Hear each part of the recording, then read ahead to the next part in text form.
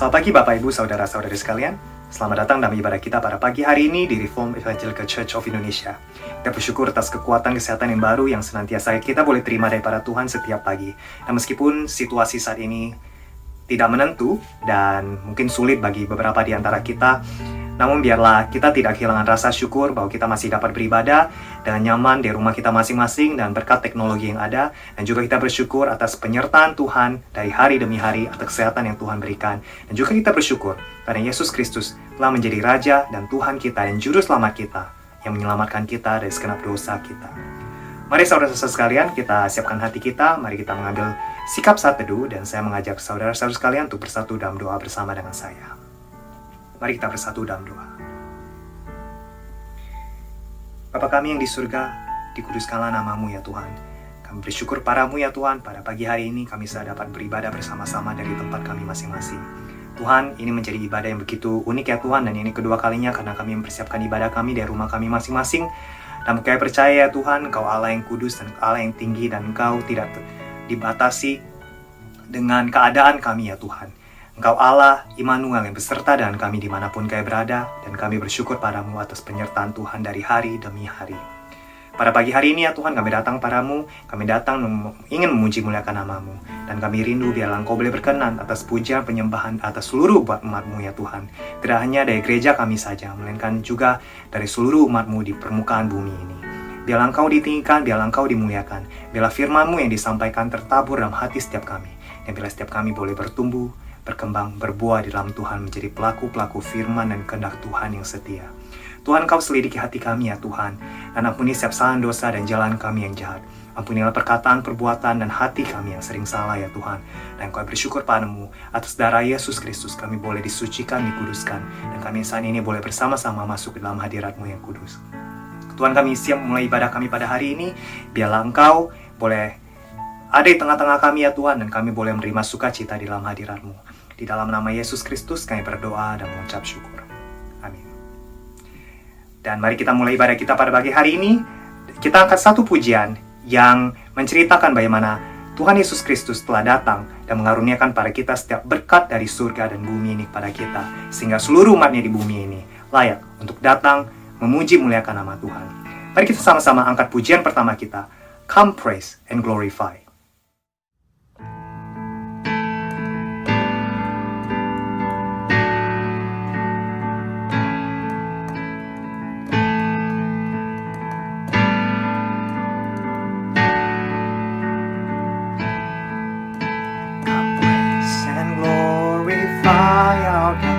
The Father of our Lord, in Christ He has in heavenly realms His blessings on us poured. For pure and blameless in His sight He destined us to be, and now we've been adopted through His Son.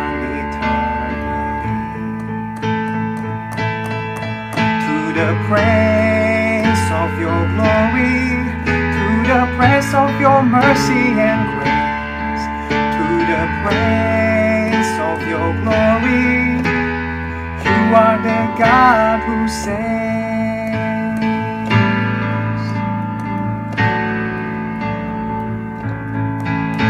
Come praise and glorify our God, who gives His grace in Christ. Our sins are washed away, redeemed through sacrifice. In Him God has made known to us the mystery of His will, that Christ should be the head of all His purpose to fulfill. To the praise of your glory, to the praise of your mercy and grace, to the praise of your glory, you are the God who saves.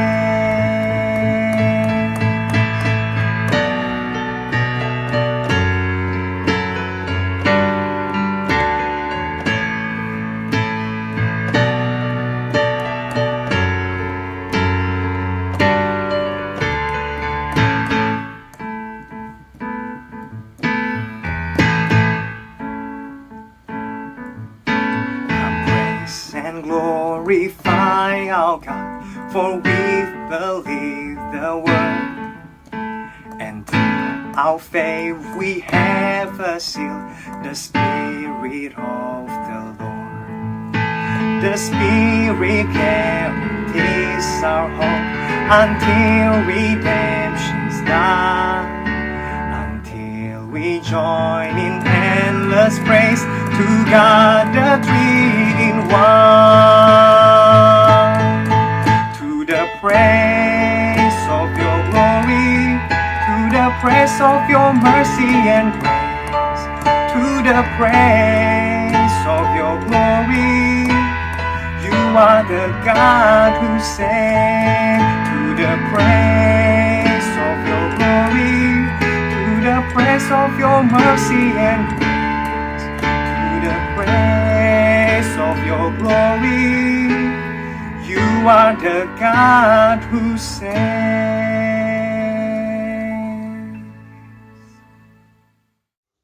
Selamat pagi Jemaat Reci.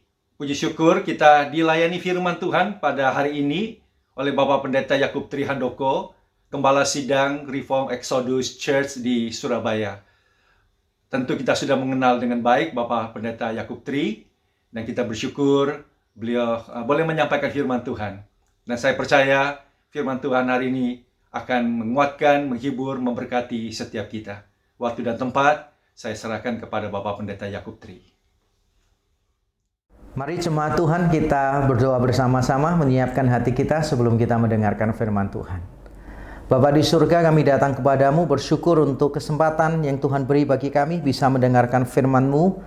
Kami menganggap ini sebagai anugerah, kami meyakini ini adalah kemurahan Tuhan bagi kami. Kami lemah, terbatas, dan berdosa. Kami sungguh membutuhkan firman Tuhan untuk terus-menerus mengarahkan hati kami kembali kepada kesenangan-Mu dan menunjukkan pikiran kami kembali kepada kemuliaan-Mu, menyadarkan kami bahwa kami diciptakan untuk memuliakan Engkau dan untuk menikmati Engkau selama-lamanya. Kami berdoa kiranya Engkau menolong kami semua ya Tuhan, supaya kami bisa berkonsentrasi dengan baik, memahami tanpa keliru, menerima dengan lemah lembut, dan pada akhirnya dimampukan untuk melakukan firman-Mu dengan setia. Kami berdoa kiranya nama-Mu dimuliakan dan hati-Mu disenangkan melalui pemberitaan firman. Kiranya Injil Yesus Kristus yang benar dan menyelamatkan, kematian dan kebangkitannya, penebusannya yang sempurna dan beranugerah, kiranya semua itu diberitakan dengan sejelas-jelasnya di antara kami. Terima kasih ya Tuhan, kami bersyukur menyiapkan hati kami untuk mendengarkan firman-Mu. Bersabdalah kepada kami di dalam Kristus Yesus Tuhan. Kami siap untuk mendengar. Amin. Selamat hari Minggu untuk semua jemaat Reci Sydney. Saya bersyukur sekali bisa ada di tempat ini, walaupun sekarang kita dipisahkan oleh lokasi yang begitu jauh. Tidak seperti dulu-dulu kita bisa berjumpa, kita bisa bercengkrama, meluangkan waktu kita berbincang-bincang dan juga mengikuti seminar yang saya bawakan di sana. Saya sungguh merindukan momen-momen dulu saya ada di Sydney bersama dengan Bapak Ibu saudara sekalian. Nah, hari ini saya akan berbicara tentang satu tema yang mungkin banyak dihindari oleh orang karena dianggap tema ini tabu, dianggap tema ini mungkin kurang sensitif dibicarakan pada momen-momen pandemi semacam ini. Tetapi saya yakin bahwa setiap kita harus memberanikan diri untuk membicarakan hal ini supaya pada waktunya tiba kita benar-benar siap menghadapi apa yang mau saya bicarakan hari ini. Nah, apa yang mau saya bicarakan hari ini sebetulnya?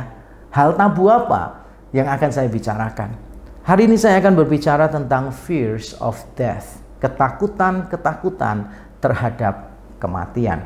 Saya tahu momennya mungkin tidak sensitif. Mungkin bagi sebagian orang dianggap tidak pas karena kita semua sedang berada di dalam masa pandemi yang sangat mencekam, baik yang ada di Sydney maupun saya di sini di Surabaya atau sebagian besar wilayah Indonesia. Kita tahu bersama Australia, Indonesia dan beberapa negara yang lain sedang berada di dalam gelombang kedua COVID-19 yang benar-benar mencekam. Kematian seolah semakin dekat dengan kita dan banyak orang menghindari pembicaraan tentang kematian. Tapi bagaimanapun kita menghindari pembicaraan tentang kematian, kita tidak bisa lari kemana-mana karena di grup WhatsApp kita, di media sosial kita selalu mendengarkan cerita si A, si B, si C. Yang dulu mungkin korban COVID-19 adalah orang-orang yang jauh dari kita, tapi sekarang ini tambah lama tambah dekat, tambah dekat, tambah dekat. Di gelombang pertama dulu jemaat saya yang kena tidak terlalu banyak dan tidak ada korban jiwa sama sekali. Sekarang jumlah yang kena semakin besar, ada beberapa yang meninggal dunia, anggota keluarga dari jemaat juga meninggal dunia, beberapa teman saya, sahabat saya juga meninggal dunia. Jadi kita selalu mendengarkan tentang berita-berita kematian. Nah, karena kita pasti mendengar, pasti membicarakan, dan sebagian di antara kita pasti ketakutan, maka ada baiknya bagi kita semua untuk berani membicarakan tentang topik ini, fears of death. Dan kita ketika membicarakan tentang kematian, kita bukan cuma membicarakan tentang nafas terakhir kita, tapi kita membicarakan hal-hal lain yang seringkali membuat orang takut dengan kematian. Nah, saya tidak mengatakan bahwa semua kita takut dengan kematian. Saya tidak mengatakan seperti itu. Kecuali kalau saya tanyanya khotbahnya pada tanggal tua, mungkin masing-masing kita mengalami takut mati. Oh, enggak juga ya. Kalau tanggal tua malah tidak takut mati. Makanya ada orang yang mengatakan semakin banyak harta seseorang, semakin takut mati orang itu. Karena kalau orang itu kan orang kaya, dia takut mati. Kalau orang miskin, dia takut hidup gitu. Yang tidak kaya, yang tidak miskin, dia takut, tidak tahu memilih yang mana begitu. Nah, saudara, apapun konsep kita harus mengakui bahwa kadangkala ada ketakutan di dalam diri kita. Ada ketakutan. Kita tidak takut dengan kematiannya, death, tapi mungkin kita takut pada prosesnya, dying. We are not afraid of death, but we are afraid of dying. Itulah yang dikatakan oleh almarhum teolog reform terkenal R.C. Sproul. Pada waktu akhir-akhir hidupnya, dia harus melayani, dibantu dengan pernafasan oksigen. Ketika dia ditanya, "Are you afraid of death?" Jawaban dia adalah, "I'm not afraid of death, but of dying." Mungkin di antara kita takut dengan proses kematiannya, dan saya bisa memahami karena ada banyak alasan orang bisa takut dengan proses kematiannya. Mungkin ada beberapa orang yang berkata begini, saya takut dengan dying karena sakitnya, ada penyakit di situ. Kita semua kalau ditanya ingin mati dengan model apa, biasanya jawabannya macam-macam. Saya dulu kalau ditanya kepengen mati gaya apa, saya jawabnya ya saya kepengen mati pada saat khotbah, altar call, doakan orang gitu kan. Setelah amin, saya jatuh dari mimbar, mati. Saya kepengennya gitu, rasanya kan klimaks banget kan. Di dalam pelayanan saya begitu, tapi sekarang saya tidak mau memilih itu. Kenapa? Karena kematian saya bisa menimbulkan trauma bagi beberapa orang yang melihat peristiwanya, terutama anak-anak kecil. Jadi saya sekarang kalau ditanya mau mati model apa, saya jawab setelah altar call selesai, saya pulang ke rumah, saya kemudian tidur, dan besoknya bangun sudah ada di surga. Nah, saya kepenginnya begitu. Yang penting, kita kan tidak bisa menentukan cara kita mati. Kalau saya sih selalu bilang begini, mati cara apa saja terserah Tuhan lah. Yang penting jangan sampai mati gara-gara dua hal. Satu, gara-gara kekenyangan pada waktu makan. Kan tidak sedap untuk didengar beritanya. Seorang pendeta makan dengan kalap dan lahap, sehingga pada akhirnya tidak bisa mengambil nafas karena tubuhnya dipenuhi oleh banyak makanan. Kemudian dia mati kekenyangan di sebuah restoran mahal. Waduh, rasanya itu akan menjadi aib sepanjang perjalanan saya, pelayanan saya. Dan saya juga tidak mau meninggal dunia gara-gara apa? Kebut-kebutan di jalan tol gitu. Seorang pendeta gitu kan marah karena jalannya dipotong oleh pengendara yang lain, disalib oleh orang lain, dan pendeta ini marah karena yang disalibkan cuma Yesus, bukan pendeta. Jadi dia mengejar, terjadi kejar-kejaran yang hebat di jalan tol, dan akhirnya pendeta itu mengalami kecelakaan, meninggal dunia gara-gara balapan liar di jalan tol. Rasanya tidak elok untuk didengar. Jadi apapun kematiannya, pastikan jangan mati dengan cara-cara yang mungkin akan membawa aib bagi kita. Tapi jujur, ada beberapa orang yang takut mati. Kenapa? Takut sakit.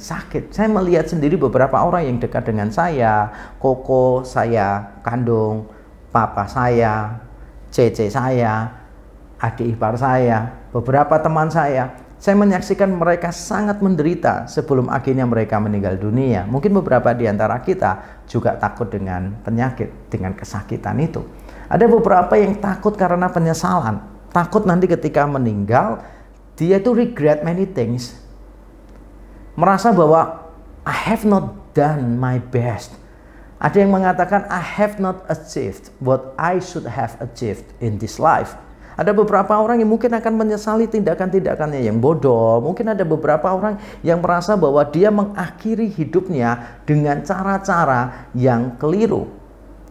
Mungkin ada beberapa orang yang merasa bahwa, aduh, saya ini khawatir nanti kalau di akhir hidup saya melakukan kesalahan yang fatal dan orang hanya mengingat akhir hidup saya dan tidak mengingat awal sampai tengahnya. Atau ada beberapa orang juga mengatakan, saya khawatir ketika mati saya belum melakukan apa-apa. Kalau Tuhan Yesus di atas kayu salib kan Tuhan Yesus berkata apa? Sudah selesai. Ada beberapa orang khawatir nanti di akhir hidupnya jangankan bilang sudah selesai, jangankan bilang belum selesai, malah beberapa orang akan berkata belum mulai. Bukan belum selesai, tapi belum mulai. Takut ada banyak hal yang disesali. Atau ada beberapa orang yang takut kesendirian.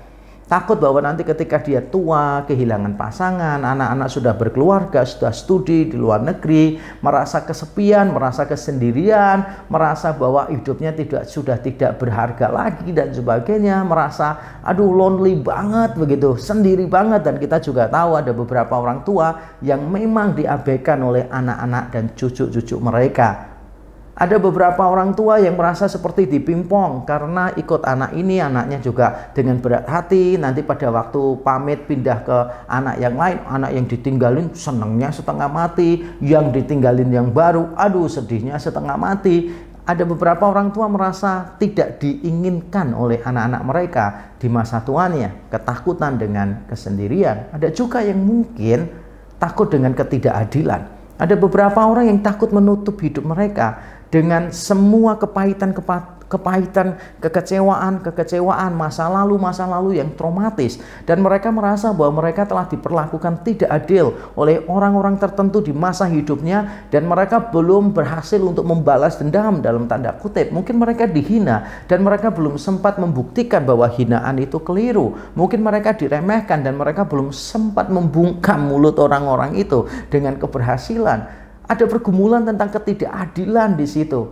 Ada ketakutan-ketakutan semacam itu. Ada juga ketidakberhargaan. Merasa bahwa nanti kalau sudah tua tidak bisa apa-apa. Atau kalau ketika dia sakit dia tidak bisa melakukan apa-apa. Takut tidak dihargai orang. Takut nanti merepotkan orang lain. Tidak bisa melakukan apa-apa. Menjadi manusia yang tidak berguna. Saya pernah diminta tolong untuk mendoakan salah satu jemaat di satu gereja di satu kota, saudara, setelah saya khotbah di tempat itu. Anaknya masih muda sebetulnya, pada waktu itu sih usianya sekitar 35 atau 40 tahun begitu. Dia mengalami kanker tulang dan ketika saya mendoakan dia, saya tanya, apa sih perasaanmu yang paling dominan? Saya pikir dia akan menjawab sakit, pains gitu. Tapi ternyata tidak. Dia bilang malu. Kenapa malu? Karena orang ini dulu adalah atlet nasional, peraih medali emas di PON. Dan di kota kecil itu, dia menjadi orang yang sangat dihormati sekali karena keahliannya berolahraga tadi. Jadi dia mendapatkan penghargaan, pujian dari orang-orang di kota kecil itu. Tapi dengan dia sakit, dia juga tidak bisa menunjukkan kelebihannya dia. Sehingga pada akhirnya dia khawatir bahwa dia tidak dihargai lagi. Nah, saudara, daftar ketakutan-ketakutan ini bisa kita perpanjang tanpa batas. Tapi pertanyaan saya untuk kita sebelum kita membaca teks kita hari ini adalah ini pertanyaannya. Apakah ketakutan kita terhadap akhir hidup kita lebih besar daripada pengharapan kita tentang kehidupan sesudahnya? Sekali lagi, apakah ketakutan kita terhadap akhir hidup kita lebih besar daripada pengharapan kita tentang kehidupan sesudahnya? Nah, saya tidak tahu seberapa banyak di antara kita yang takut dengan dying atau mungkin takut dengan death. Tapi saya mau bertanya kepada kita semua, ketika kita membayangkan kematian tadi dan kita merasa takut, apakah kita juga membayangkan kehidupan sesudahnya? Dan bagaimana perasaan kita? Mana yang lebih dominan di dalam hidup kita? Kita mengalami ketakutan dengan the process of dying atau death, atau kita bergairah dengan life after death, karena kita tahu we all will have eternal life in Christ Jesus. Kita akan menikmati kebahagiaan persekutuan dengan Allah Tritunggal. Mana yang lebih dominan di dalam hidup kita? Mana yang paling banyak menguasai pikiran kita akhir-akhir ini selama pandemi ini? Apakah kita pikirannya banyak dirasuki, dirembesi, dikuasai oleh pikiran-pikiran yang menakutkan, atau justru pengharapan kita kepada surga semakin dikuatkan melihat dunia yang carut-marut semacam ini, yang tidak ada pengharapan pasti? Bahkan WHO pun juga tidak tahu kapan pandemi ini akan berakhir.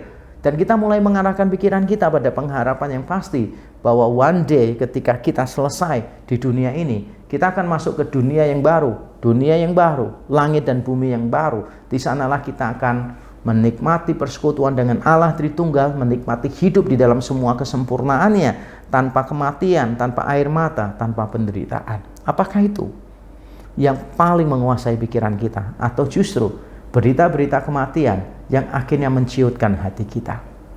Nah, hari ini saya ingin kita belajar dari kehidupan Rasul Paulus.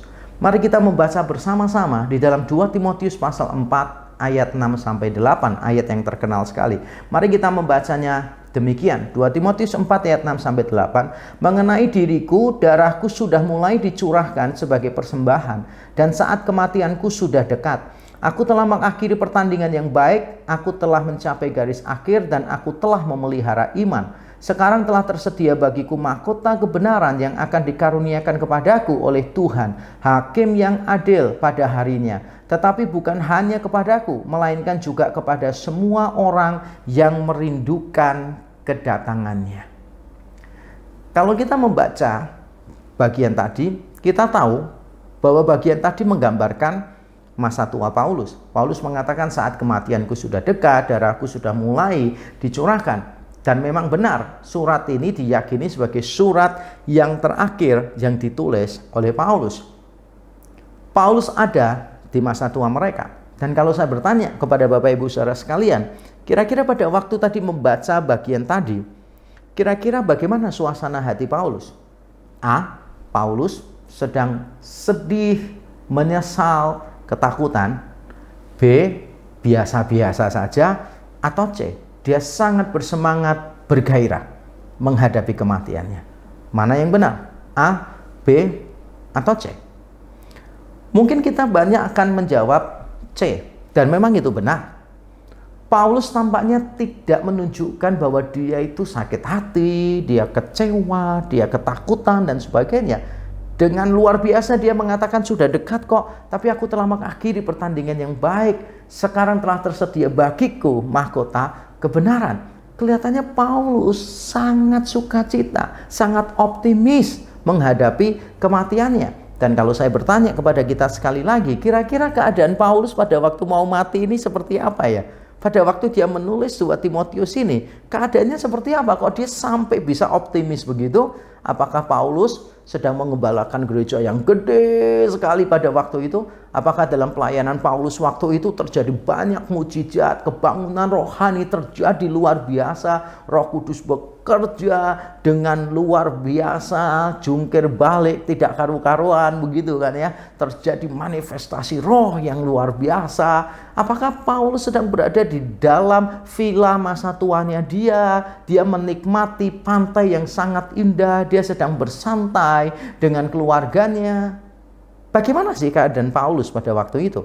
Nah, kalau kita membaca surat 2 Timotius dengan teliti, kita akan mendapati sebetulnya masa tua Paulus kurang begitu membahagiakan.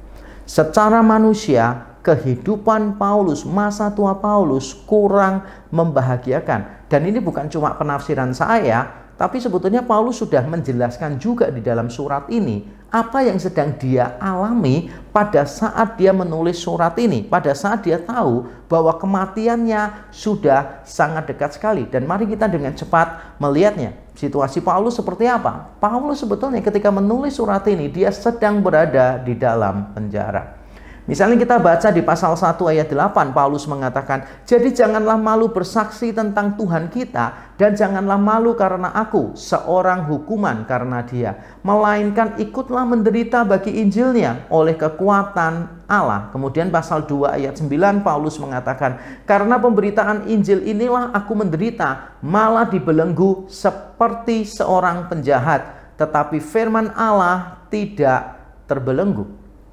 Paulus sedang berada di dalam belenggu, di dalam penjara. Dia bukan sedang bersantai menikmati masa tuanya, menikmati hasil pelayanannya dia sedang bersantai-santai menikmati hidupnya. Tidak. Bahkan dia tidak sedang berada di rumahnya, tidak sedang berada di rumah jemaat. Dia ada di dalam penjara dan dia diperlakukan seperti seorang penjahat. Dan kita tahulah zaman dulu namanya penjara, zaman dulu hak asasi manusia tidak terlalu diperhatikan. Apalagi kalau sudah diperlakukan seperti penjahat, kita tahu siksaan yang akan dialami oleh narapidana di sana. Nah, Paulus tidak melakukan kesalahan, tapi dianggap salah, diperlakukan seperti penjahat. Itu saja sudah sangat menyakitkan. Bukankah kita yang pernah difitnah oleh orang lain, kita rasa sakit luar biasa. Padahal kita tidak dibelenggu, tidak dipenjara, hanya difitnah saja. Kita benar tapi dianggap salah. Kita dijadikan kambing hitam misalnya. Aduh, sakitnya setengah mati. Apalagi Paulus. Dianggap salah, diperlakukan seperti penjahat. Tapi luar biasa, Paulus mengakhiri hidupnya dengan optimis. Nah, mungkin kita berkata, mungkin di dalam penjara persoalan Paulus kan nggak ada, malah mungkin orang seneng kali di dalam penjara ya. Berarti persoalan-persoalan yang lain kan sudah nggak dia pikirkan lagi kan. Berada dalam penjara, berarti kan nggak mungkin dia niaya orang-orang Yahudi di sana kan. Berarti nggak mungkin kelaparan kan, karena di penjara ada makanan. Jadi semua bahaya di luar sekarang malah nggak ada. Bahayanya cuma satu, yaitu di dalam penjara. Mungkin kita berpikir begitu. Tapi ternyata berada di dalam penjara bukan satu-satunya persoalan Paulus. Ada persoalan lain lagi yang Paulus juga singgung beberapa kali di dalam surat 2 Timotius, yaitu tentang kesendirian Paulus. Paulus ditinggalkan oleh orang-orang yang dia percayai. Mari kita melihat pasal 1 ayat yang ke-15. Paulus berkata demikian, "Engkau tahu bahwa semua mereka yang di daerah Asia kecil berpaling daripadaku, termasuk Figelius dan Hermogenes." Lalu pasal 4 ayat 16, "Pada waktu pembelaanku yang pertama, tidak seorang pun yang membantu aku. Semuanya meninggalkan aku. Kiranya hal itu jangan ditanggungkan atas mereka."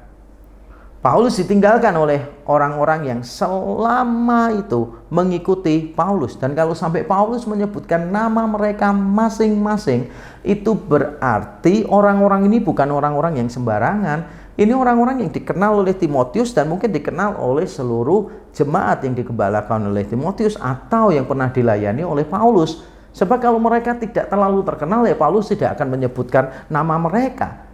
Jadi banyak penafsir Alkitab menduga orang-orang ini dulu adalah orang-orang yang penting di dalam pelayanan Paulus. Dan ini juga bisa dibenarkan karena misalnya nih, Paulus menyebutkan di pasal 4, Demas telah meninggalkan dunia, meninggalkan pelayanan, meninggalkan Paulus dan mencintai dunia. Demas mencintai dunia dan meninggalkan pelayanan, meninggalkan Paulus. Dan Demas ini muncul juga di dalam surat-surat Paulus yang lain. Jadi dia adalah orang penting di dalam pelayanan Paulus. Coba Bapak Ibu Saudara bayangkan ada seorang hamba Tuhan yang sudah mentoring begitu banyak orang, tapi ternyata di akhir hidupnya dia ditinggalkan oleh banyak orang tersebut. Bagaimana perasaannya? Mungkin ada perasaan kecewa, ada perasaan menyesal, ada berkecamuk perasaan-perasaan negatif yang lain. Tapi ternyata Paulus menyikapi semuanya dengan penuh optimis.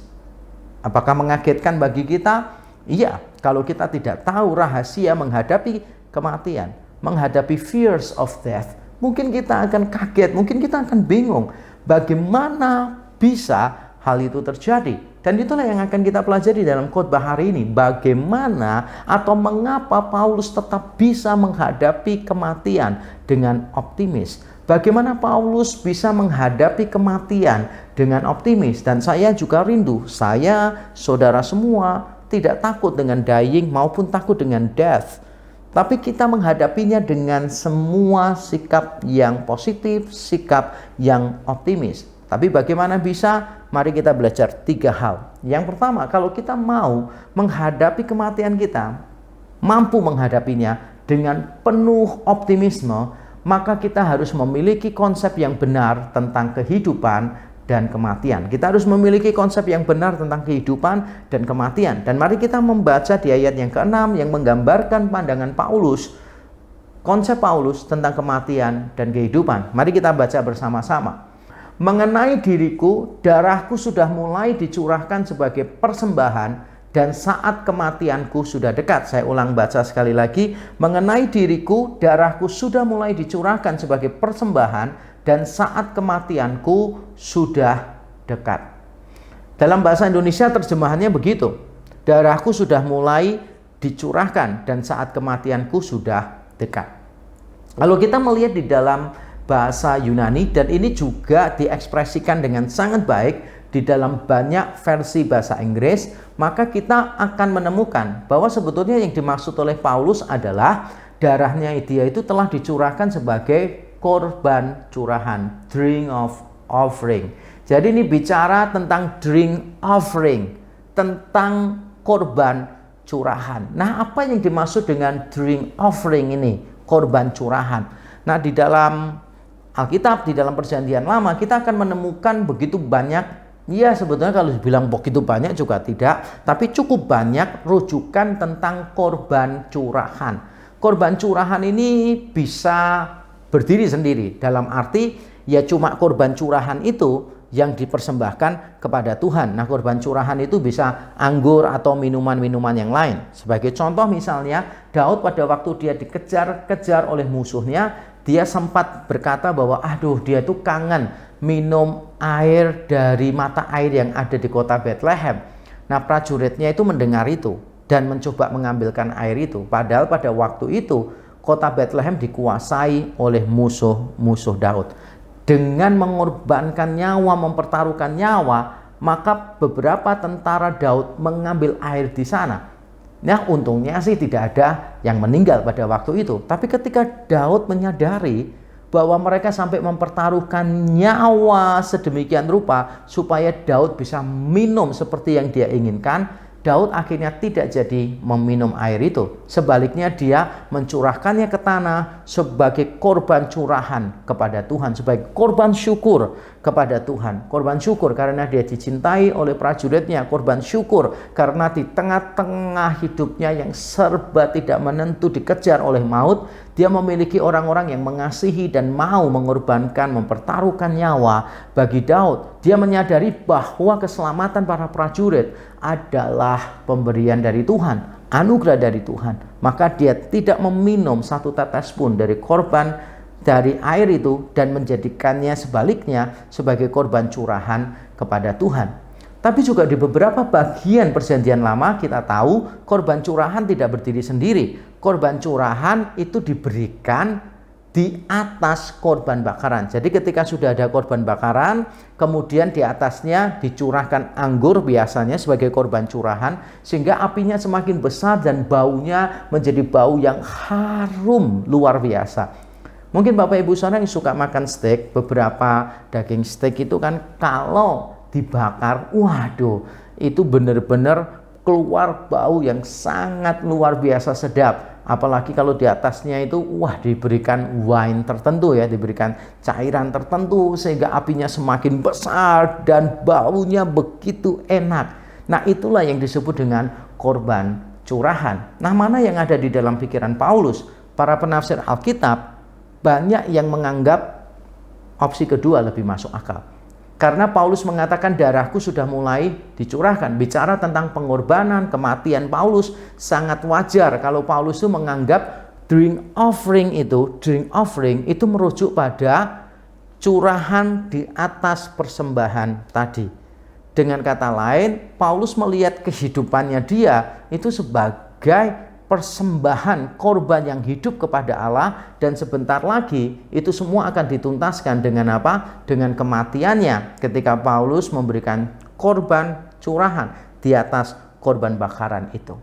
Nah, terlepas dari mana penafsiran yang paling tepat yang ada dalam pikiran Paulus, entahkah itu korban curahan yang berdiri sendiri atau yang dicurahkan di atas korban bakaran, maknanya sebetulnya tidak jauh berbeda. Paulus melihat bahwa kehidupannya dia itu sebagai persembahan kepada Allah. Dan bagi kita yang sadar bahwa Allah telah mempersembahkan dirinya bagi kita, Allah menjadi manusia mengorbankan dirinya di atas kayu salib untuk mendapatkan kita sehingga kita menjadi milik Allah dan Allah menjadi milik kita, maka memberikan persembahan hidup kita merupakan hal yang sangat wajar sekali. Kalau kita menyadari bahwa kehidupan kita seharusnya menjadi living sacrifice for God, maka nanti kita bisa menutup kehidupan kita dengan optimis. Kita menjalani hidup kita dengan selalu reminding ourselves bahwa hidup kita ini adalah living sacrifice. Dan Paulus tidak berhenti pada penjelasan tentang kehidupan, tapi dia juga menjelaskan tentang kematian. Dia mengatakan demikian, dan saat kematianku sudah dekat. Bahasa Indonesia menerjemahkannya begitu, saat kematianku sudah dekat.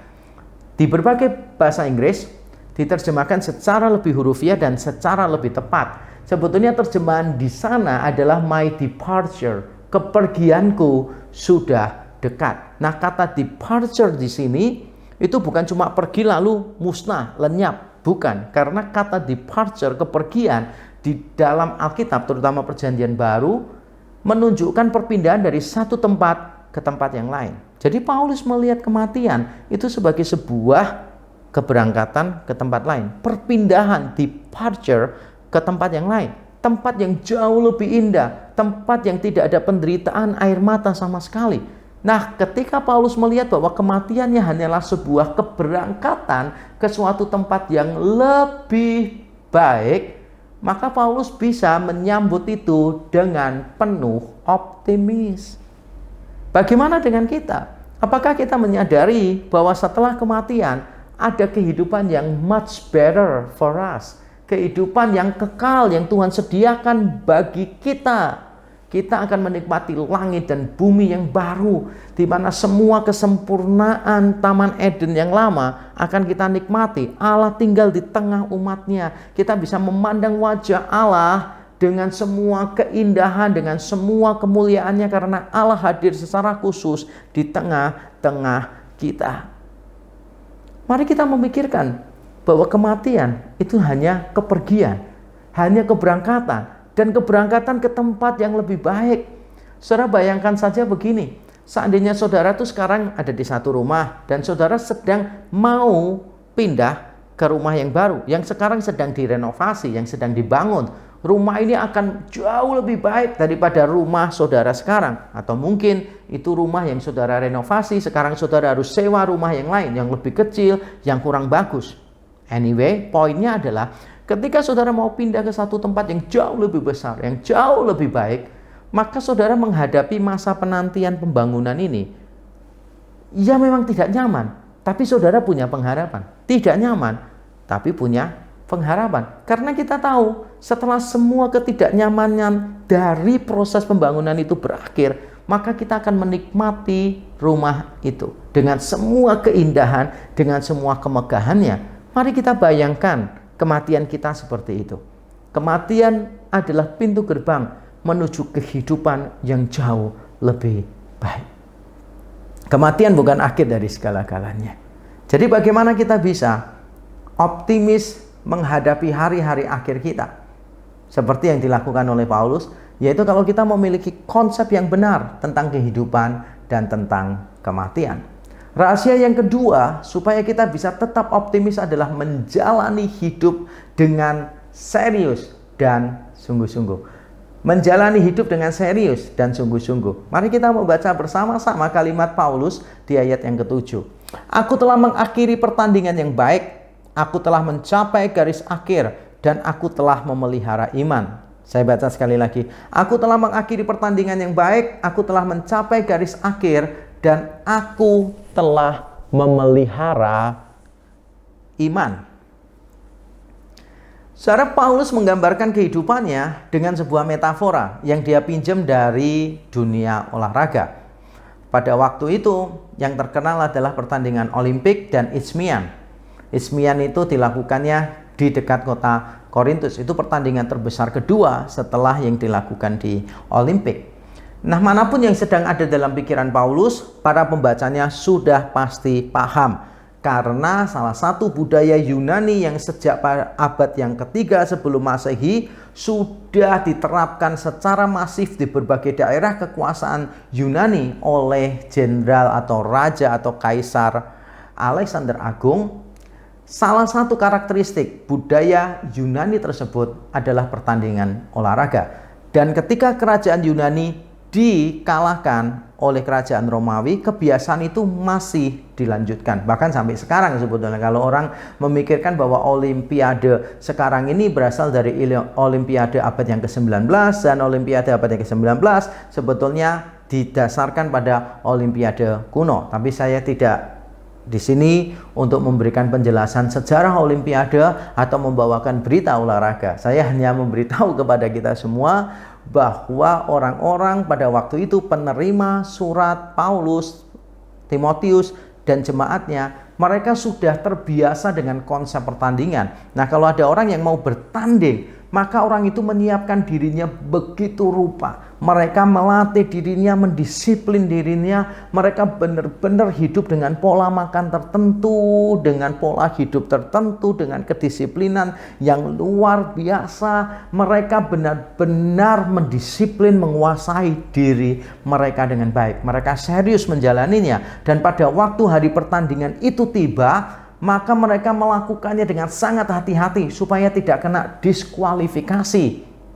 Supaya tidak terjadi diskualifikasi. Betapa menyedihkannya kalau orang sudah mempersiapkan diri begitu rupa bertahun-tahun, pada waktu pertandingan ternyata dia salah minum atau salah mengkonsumsi obat tertentu yang di dalamnya mengandung zat-zat yang dilarang di dalam pertandingan olahraga. Orang ini pasti akan kecewa luar biasa. Bagaimana seandainya dia telah datang dan akhirnya didiskualifikasi? Bagaimana kalau seandainya terjadi sesuatu gara-gara dia tidak siap, tidak serius untuk menyiapkannya? Nah, saudara, setiap pertandingan olahraga dipersiapkan dengan sebaik-baiknya. Dengan menggunakan ilustrasi tadi, Paulus sebetulnya sedang memberitahu kita bahwa hidup harus dijalani dengan penuh kedisiplinan, keseriusan, dan penuh kesungguhan.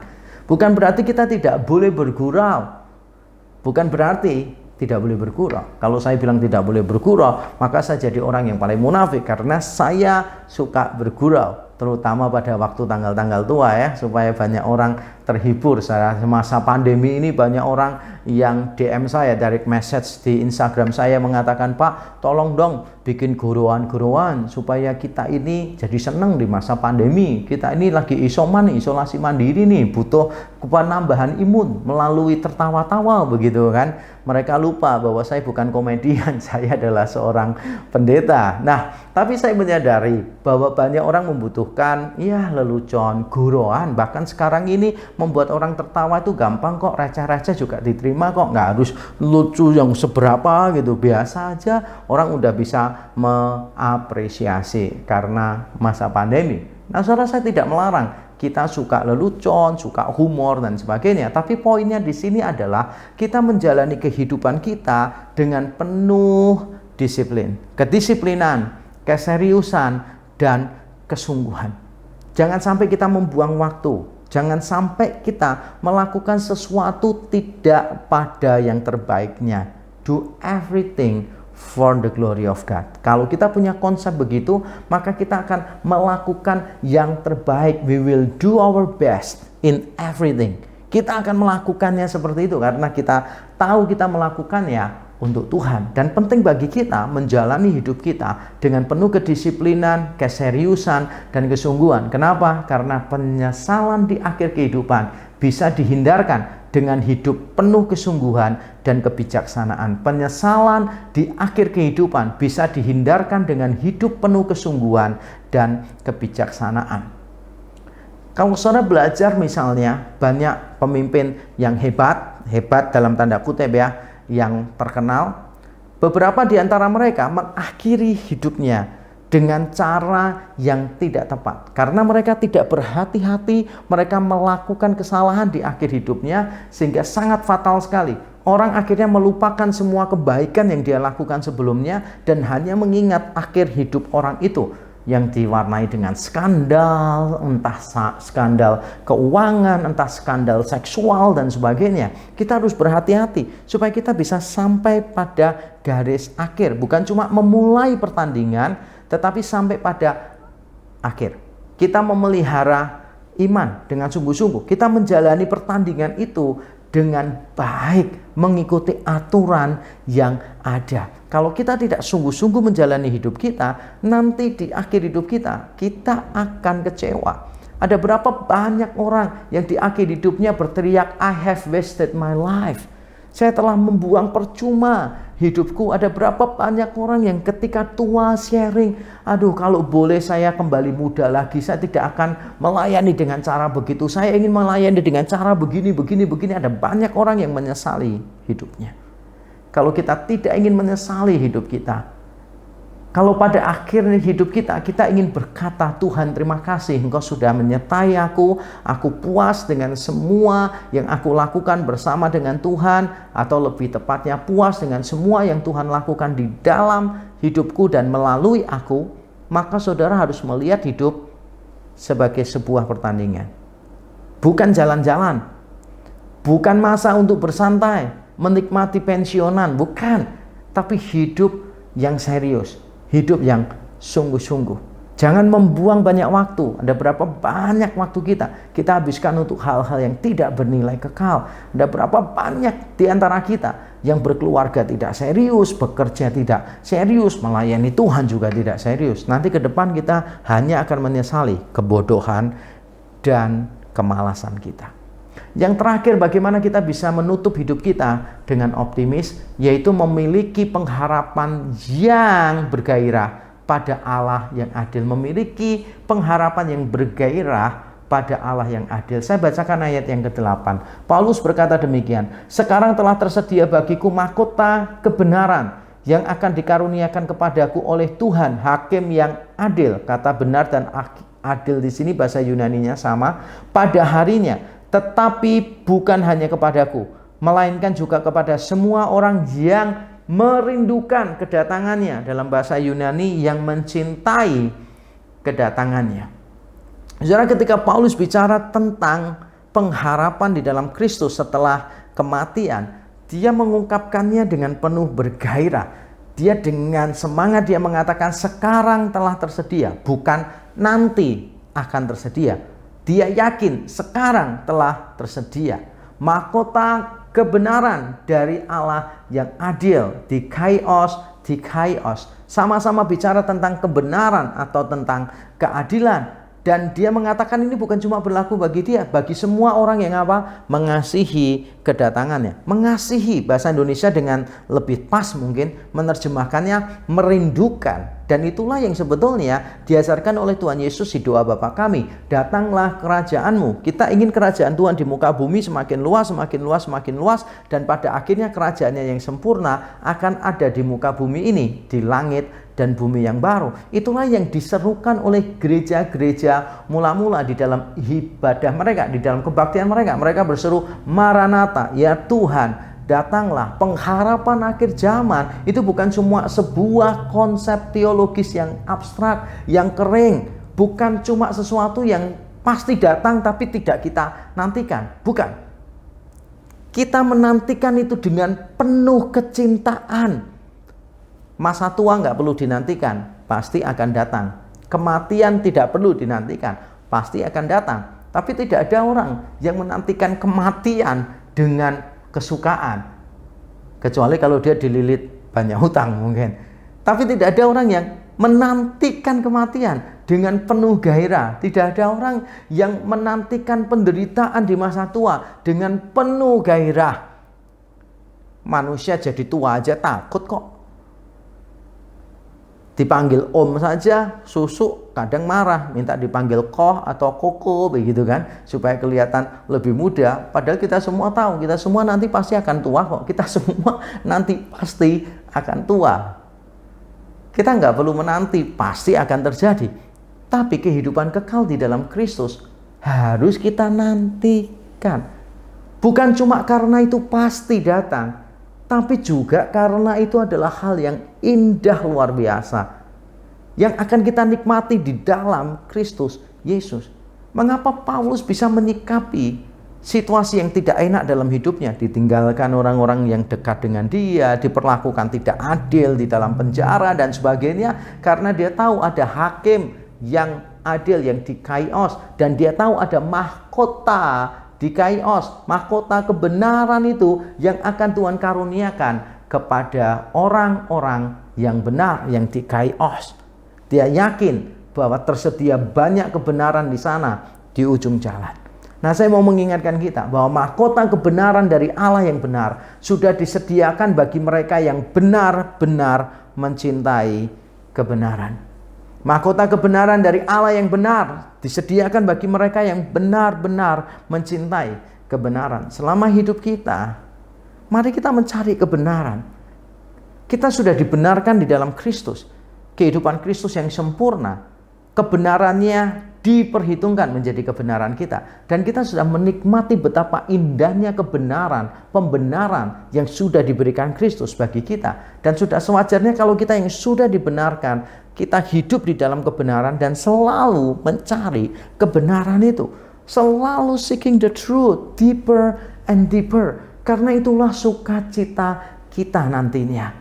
Atau dengan kata lain saya mau berkata, mahkota kebenaran dari Allah yang benar adalah jawaban ultimat dari pergumulan tentang ketidakadilan. Mungkin saudara sudah berusaha hidup benar di dunia ini, tapi tampaknya semua yang terjadi dalam hidup saudara kelihatannya tidak benar. Saudara diperlakukan tidak adil, dikecewakan, saudara dikorbankan oleh orang lain. Mungkin ada perasaan ketakutan semacam itu. Saya pernah ditanya dalam sebuah forum seminar, saya ditanya, apa yang paling Pak Yakub takutkan di dalam pelayanan? Wah, pertanyaan yang saya tidak antisipasi sebelumnya, karena saya tidak pernah memikirkan itu. Selama ini sebetulnya saya tidak pernah takut di dalam pelayanan. Mungkin orang-orang yang saya layani yang takut dengan saya, saudara, saya tidak takut gitu. Tapi pertanyaan itu benar-benar menelanjangi keberanian saya. Dan ketika saya belajar untuk merenungkan pertanyaan itu, memang ada semacam ketakutan dalam diri saya. Dan waktu itu saya jawab begini, yang paling saya takutkan dalam pelayanan adalah orang yang kepadanya saya banyak berkorban akan menjadikan saya korban.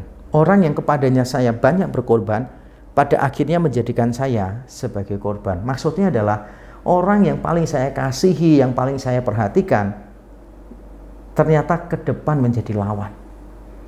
Orang yang kepadanya saya rela memberikan segalanya, ternyata orang itu justru yang akan mengambil segalanya dari hidup saya. Saya khawatir, saya takut dengan hal yang semacam itu. Tapi setelah saya pikirkan, saya takut, saya melihat kepada Injil Yesus Kristus, ketakutan itu juga perlahan mulai hilang, mulai sirna.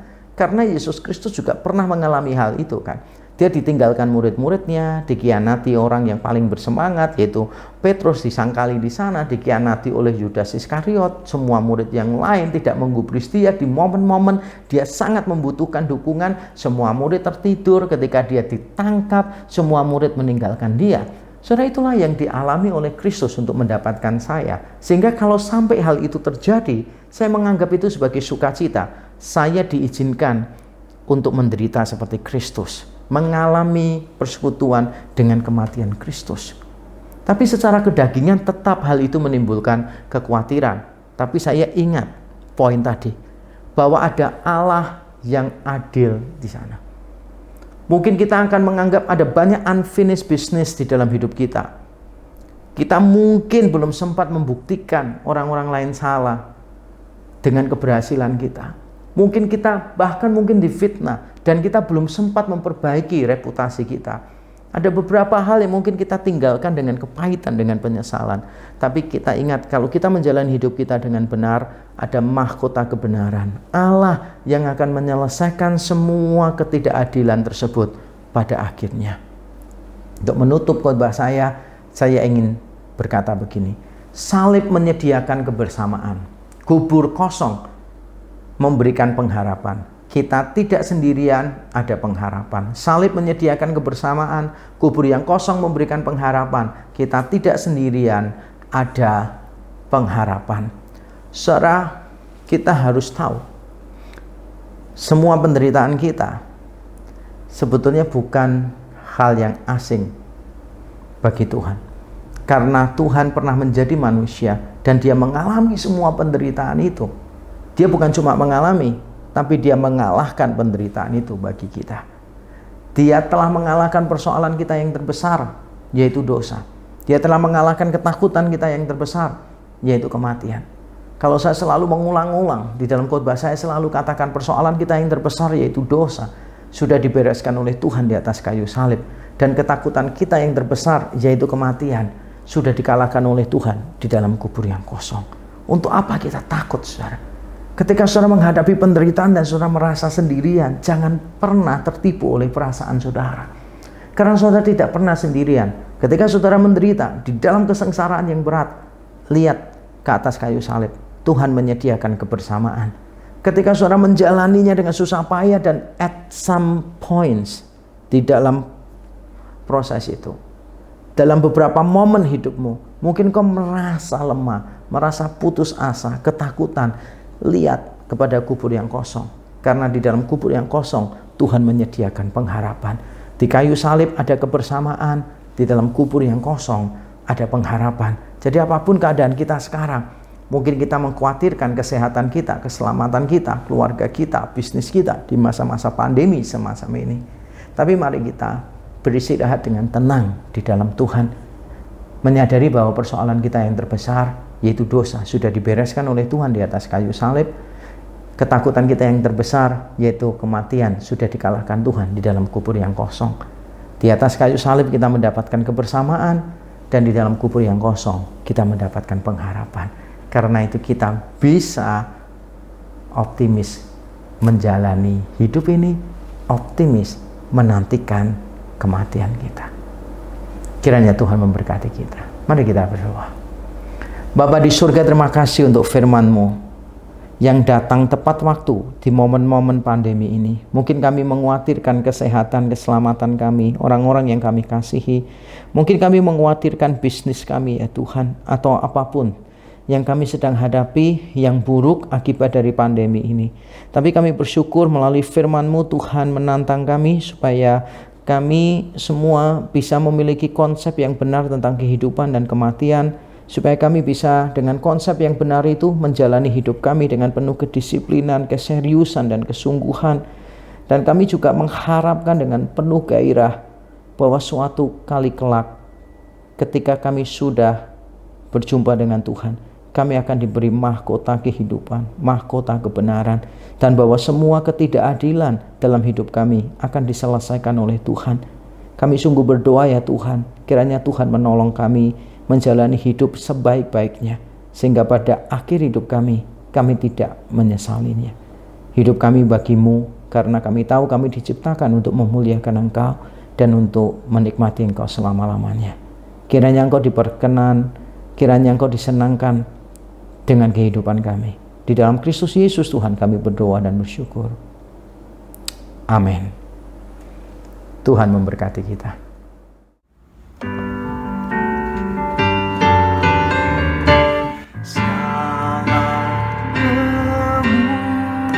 Kemuliaan hanya bagi Tuhan.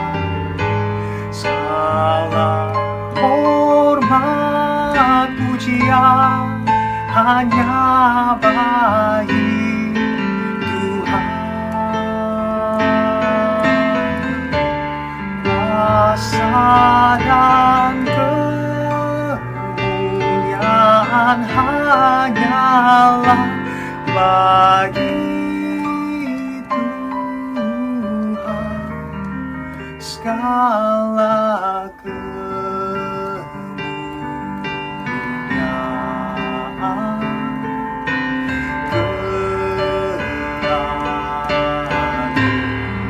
keagungan, kejayaan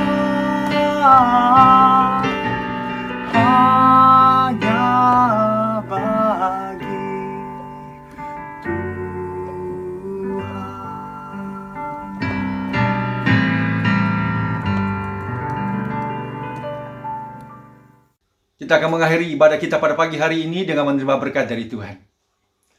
Kiranya kasih karunia dari Allah Bapa, kebangkitan Kristus yang menjadi kekuatan iman kita, dan persekutuan roh yang boleh memberikan penghiburan kepada engkau dan saya. Biarlah kita boleh berkata, hidup itu adalah bagi Kristus, dan kematian adalah sebuah keuntungan. Dan jikalau Tuhan boleh memberikan kepada kita hidup di dunia ini, itu berarti kita jangan malu, dan kita bekerja menghasilkan buah bagi hormat pujian kemuliaan namanya. Pulanglah saudara sekalian, jadilah terang dan berkat di dalam kehidupanmu masing-masing, di tengah keluargamu, di tengah orang-orang yang belum mengenal Tuhan. Mereka boleh melihat pengharapan di dalam engkau pada waktu engkau dan saya menghadapi masa-masa yang sulit. Dari sekarang sampai kita bertemu dengan Kristus yang telah bangkit itu. Haleluya. Amin. Warta Jemaat 8 Agustus 2021. Kami mengucapkan terima kasih kepada Bapak Pendeta Yakub Trihandoko MTH atas pemberitaan firman Tuhan di ibadah kami pada hari ini. Dan juga kepada seluruh pelayan Tuhan yang sudah mengambil bagian dalam pelayanan hari ini. Kiranya Tuhan Yesus memberkati setiap pelayanan dari Bapak, Ibu, Saudara-saudari sekalian. Pendalaman Alkitab. Mari kita bersama-sama belajar dan membahas Alkitab setiap hari Senin jam 8 malam bersama hambanya Bapak Pendeta Effendi. Bulan ini kita akan membahas tentang kitab 1 Samuel. Mari jangan lewatkan kesempatan yang baik ini untuk belajar bersama-sama mendalami firman Tuhan.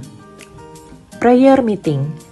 Jemaat terkasih semuanya diajak bersama-sama menyatukan hati, menaikkan pujian dan berdoa bersama setiap hari Selasa pukul 8 malam melalui Zoom Meeting.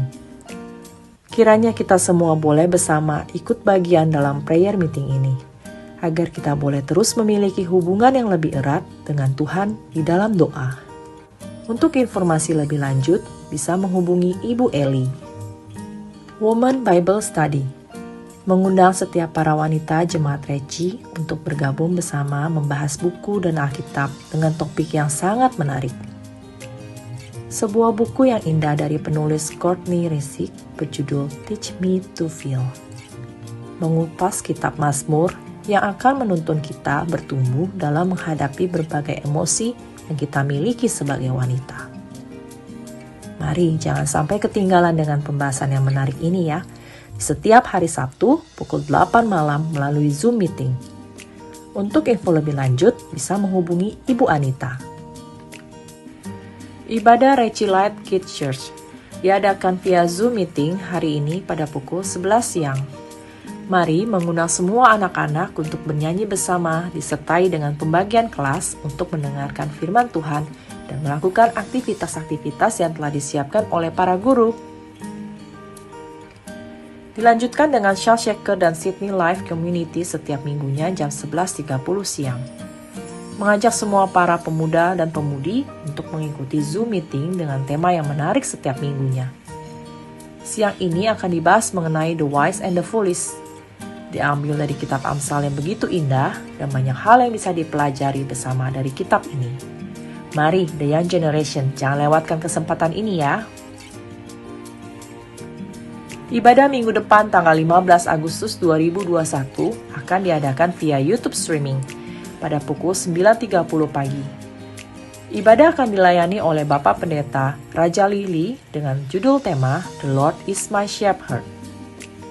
Mari kita ajak saudara, keluarga, teman-teman untuk sama-sama memuji dan menyembah, juga mendengarkan firman dalam ibadah live streaming Reci Sydney setiap minggunya. Sekian informasi untuk minggu ini. Selamat hari Minggu. Tuhan Yesus memberkati dan melindungi jemaat Reci sekalian. Sampai jumpa minggu depan. Ibadah kita selesai. Selamat hari Minggu. Tuhan memberkati kita semuanya.